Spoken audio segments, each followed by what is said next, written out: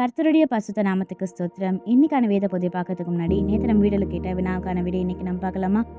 மனிதனுடைய வழியை தாறுமாறாக்குவது என்ன? இதுக்கான பதில் மதியினம்.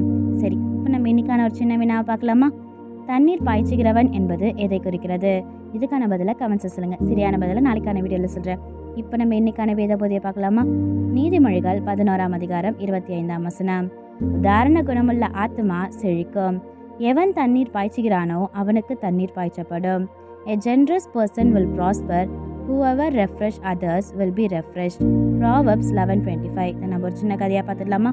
ஒரு சிறிய கிராமத்தில் ஹானான்ற இளம் பெண் வாழ்ந்து வந்தாலாம். அவள் பெரிய பணக்காரிலாம் இல்லை, ஆனால் மற்றவங்களுக்கு உதவுனா அவள் ரொம்பவே சந்தோஷமாக இருப்பாளாம். ஒவ்வொரு காலையிலுமே வேலைக்கு போகிறதுக்கு முன்னாடி ஒரு கூடுதல் தண்ணீர் பாட்டிலும் சில ரொட்டிகளும் எடுத்து செல்வாளாம்.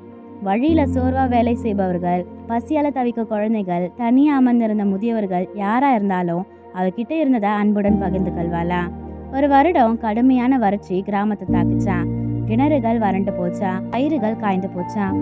மக்கள் கவலையிலையும் பயத்திலேயே இருந்தாங்களாம். ஹானாவிடம் ரொம்பவே குறைவாதான் இருந்ததா. இருந்தாலும் அவன் மற்றவங்களுக்கு ஆறுதல் கூறி உதவி செய்து கொண்டே இருந்தாளாம். ஒரு மாலை நேரம் மிகவும் சோர்வுடன் வீட்டுக்கு திரும்பிய ஹானா அவளுடைய கதவை திறந்தப்போ அதிர்ச்சியுடன் இருந்தாளாம். வீட்டுக்கு முன்னாடி உணவுப் பொருட்கள், காய்கறிகள், தண்ணீர் நிறைந்த கூலங்கள் எல்லாமே வைக்கப்பட்டிருந்ததா. அவன் முன்னாடி உதவிய கிராம மக்கள் எல்லாருமே சேர்ந்து அவளுக்காக அதை கொண்டு வந்திருந்தாங்களா. அதை பார்த்த ஹானாவின் கண்கள்ல கண்ணீர் வந்ததா.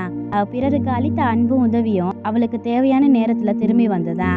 இதே போல நம்மளும் மற்றவங்களுக்கு உதவி செய்தோம்னா எதிர்பாராத நேரத்துல நம்மளுக்கும் அந்த உதவி தேடி வரும். ஆமென்.